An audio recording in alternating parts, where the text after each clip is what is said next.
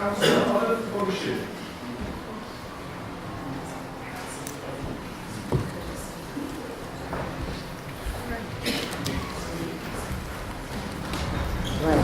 Good afternoon, colleagues. Welcome to the extraordinary meeting of the Council to consider an urgent motion on the temporary closure of the maternity unit at South Tyneside District Hospital.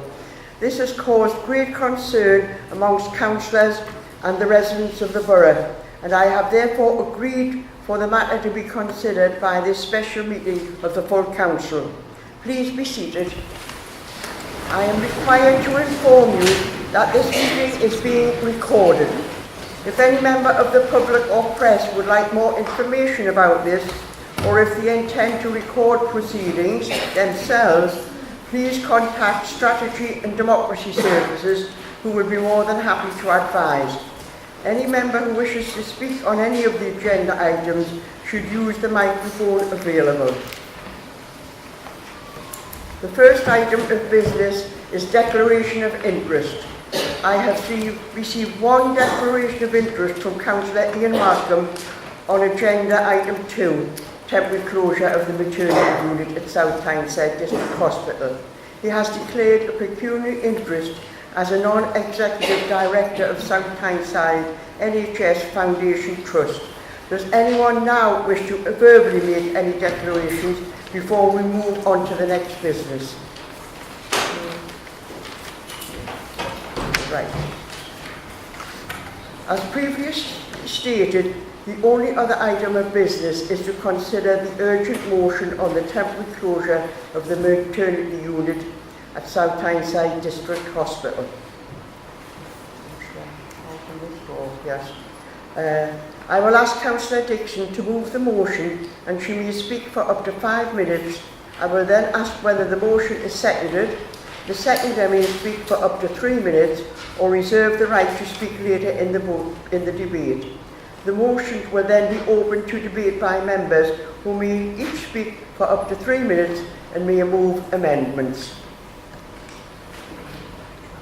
Councillor Dixon. Thank you, Madam Mayor. South Tyneside Council places on record support for the hard-working and dedicated staff at South Tyneside District Hospital. We know with concern that the Conservative government's continued underfunding of our NHS is placing intolerable pressures on frontline service delivery. We further acknowledge the shortage of trained clinicians, which is adding to the pressures faced by the foundation trusts across the country.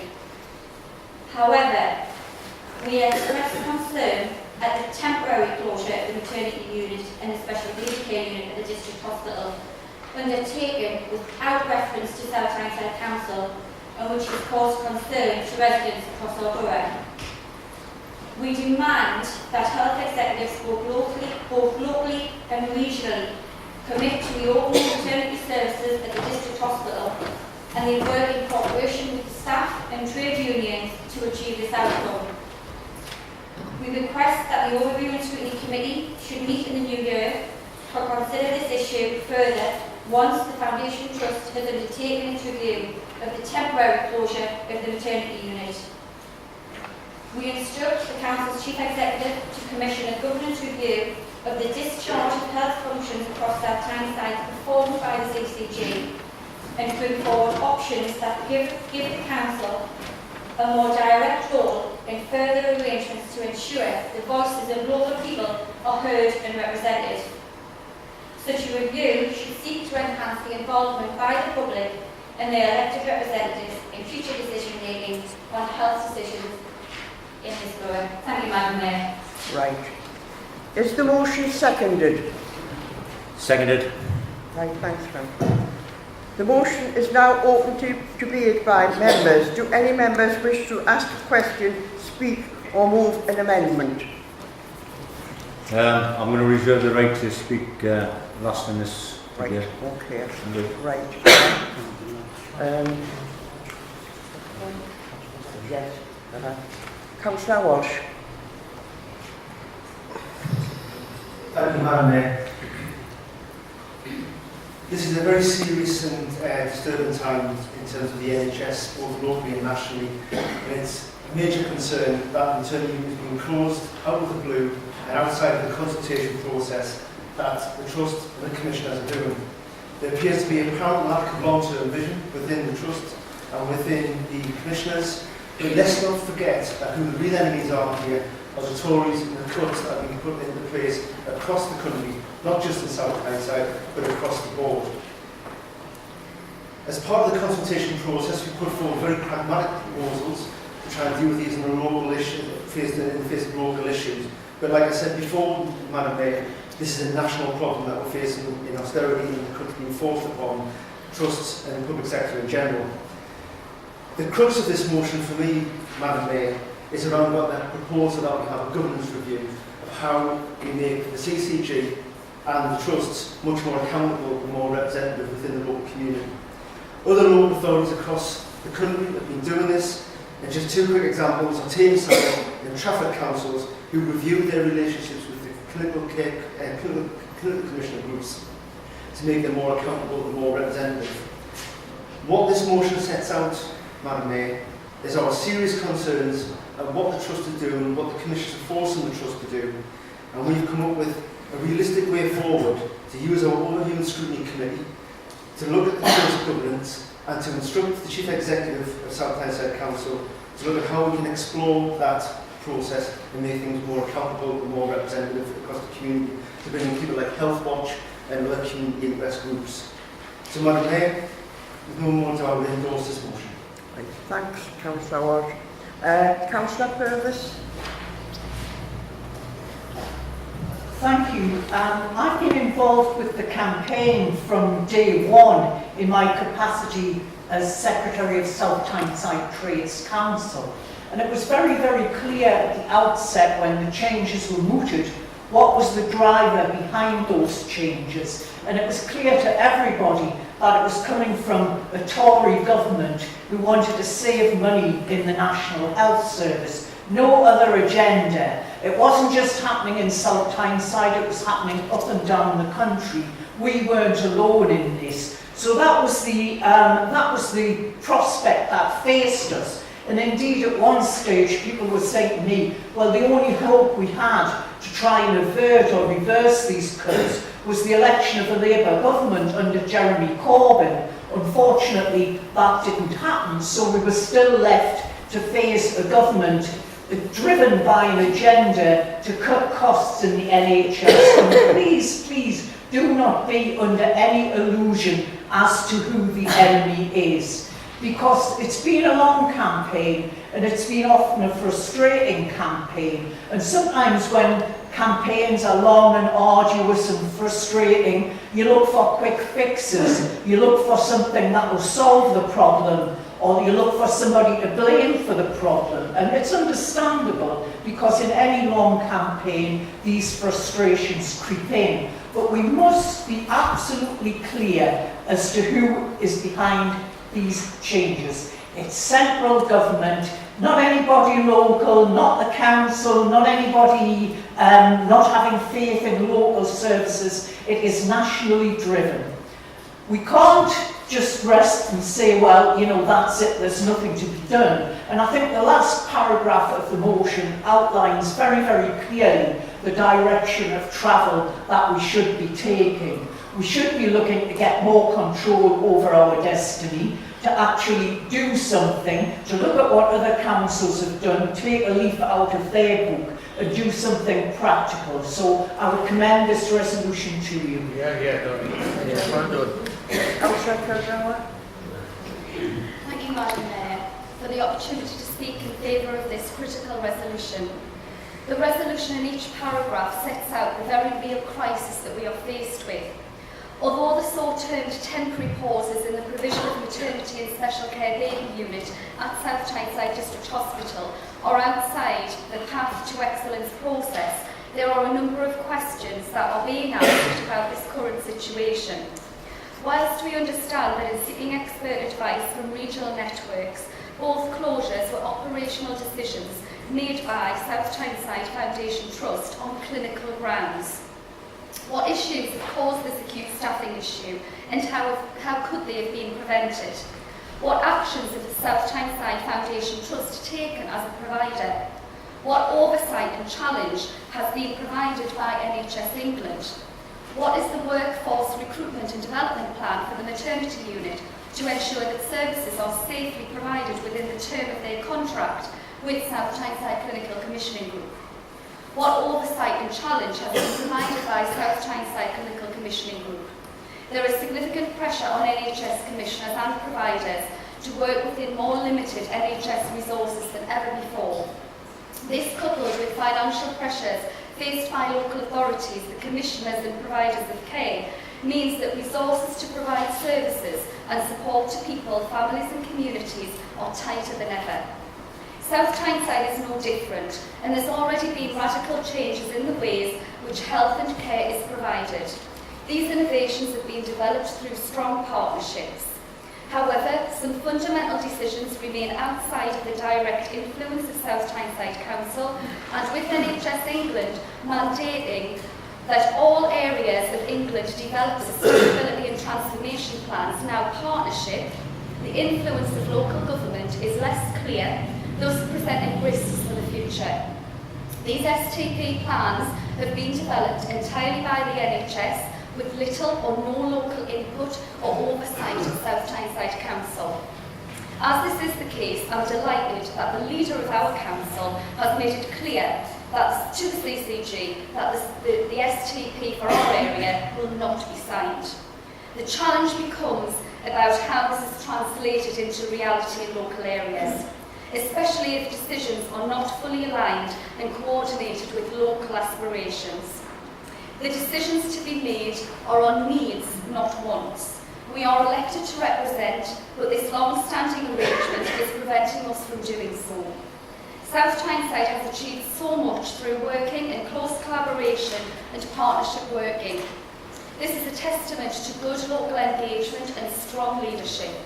However, the health and care world is changing dramatically, and with substantial thought needs to be given to the future local models. We are not seeking authority to be the Conservative government's messenger. We can only be accountable for the decisions we are allowed to be involved in. Communities are diverse. We know ours best and need the jurisdiction to truly influence and form the decisions that affect us. As we ask at our rallies, whose NHS? Our NHS.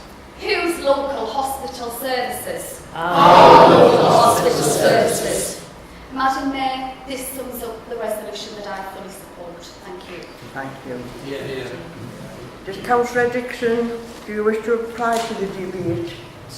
Or do you wish to speak? I'm going to. Right, okay. Thank you very much, Madam Mayor. Good evening, colleagues. Good evening, ladies and gentlemen. This is a very, very emotive subject. Personally, and for everybody in this room, I would imagine it would be. At some point, we've all had to use and have access to a hospital service. Some more than others. However, this latest move where the SCBU and the maternity unit has been closed, I have never, ever, ever felt, seen or heard the passion involved in the communities that I help to serve and that you help to serve out there. It's outrageous. That is the comment that's been put forward to me. It's outrageous. Why is this happening? I even spoke to somebody today, a young mother, who was totally unaware that the maternity unit was closed at South Tyneside Hospital. So despite all the widespread publicity, despite all the campaign, there was somebody who didn't know that was a reality on the ground. It's interesting to move back 2,000 years that we're now in a period where a young mother was travelling to Bethlehem and she was looking for somewhere to have her child, and she was told she couldn't have the child in an inn, and went into a place where the risk of infection, I would suggest, was greater than in the inn. We are now faced with a situation as councillors where people are coming to us on a daily, hourly basis and saying, what is happening? And as a consequence of that, we felt it necessary as a Labour group to introduce this measure. I'm grateful to Mark, Doreen and Geraldine for stating the case with regard to the important caveat at the end. which is that we need, as representatives of the community, to represent them. We can truly represent them if we have a say in what happens. And as a council, we have great experience of this. You know, I'm sitting next to the lead member of resources who can jump to his feet and give you the exact figures, but we've lost approximately 44% of our budget. And yet we still continue to have regeneration programs like Heaven Hub, you know, and the new Jarrow Hub. We still continue to regenerate. And the IAMS Park at Bolton, you know, the A19 corridor is another example of our regeneration process. Despite this, we still continue to have frontline services in the main. We're coming to a cusp, possibly next year, the year after, where it may be even more difficult. But let's recognise, as Doreen Purvis and Mark and Geraldine have said, the root cause analysis of this problem is the Conservative government. Because why? They want to privatise the NHS. Anybody who has any knowledge of the NHS as it's operating at the moment will tell you that they have about 1.5% of the NHS budget, which is about £1.5 billion. And you've got people in the West Midlands trusts who are answerable to Richard Branson, Virgin Media, who are helping to run the NHS services and that. This community does not want that. What we want is the maternity unit reopened immediately. It's not the first time that a ward is closed in South Tyneside Hospital. It's not the first time that a ward is closed for possibly 2 days because of understaffing, because of, you know, maybe winter fever or flu or whatever. This is not uncommon, but the hospital still manages to change that round and come up with a plan to keep a sustained nursing service and a nursing and a consultant service there at the hospital. That's a fact. So in this instance, one has to query why something which was second out of 131 trusts nationally has suddenly had the decision thrust upon us and upon the community and upon all those expectant mothers who, God forbid, are going through some kind of stress for having a baby in any case, but extra stress about where they're going to have the baby. Absolutely not acceptable at all. I could go on, Madam Mayor. I am conscious of the limited time that I have to speak. But I urge colleagues and I urge the communities to get behind us as well. I mean, we did have this, I'm looking at Alan, in the primary care trusts. We did have a balanced view there at one particular time, where you had democratically elected councillors, you had doctors, you had a whole host of people who give an input. And I would welcome back those days, rather have an imposed regime by people who are only interested in saving money. And we quickly finish, Madam Mayor, with three things. The Royal College of Surgeons, the Royal College of Nursing, and a whole host of think tanks and other bodies disagree that the STPs, the Sustainable Transformation Plans, are a way forward. I don't agree with it. I don't think there's anybody in this room agrees with it. So why are they getting away with it? Why? Privatisation. Interesting comment, I'll finish on this one, from Dr. George Ray, who's North East Regional Council Chairman of the GPs, last night's Gazette. Whilst integration could potentially be a good thing for different work streams such as cancer, we need to be certain that reconfiguration will be done with patient care at the forefront, rather than acting predominantly as a vehicle for savings. That's what the doctors say, that's what the nurses say, and that's what I say. So I urge colleagues to back this resolution tonight, and I fully support it as a seconder. Thank you. Thanks, Councillor. Any other councillor wish to speak? Councillor Dixon, would you like to reply to the debate? Yes, just to thank you, Madam Mayor, for allowing me to present this important critical motion this evening. Thank you, Madam Mayor. Thank you. Is the motion agreed? Agreed. The motion is agreed. Thank you. That concludes the meeting. Thank you for your attendance. May I wish you all a Merry Christmas and a Happy New Year. Merry Christmas.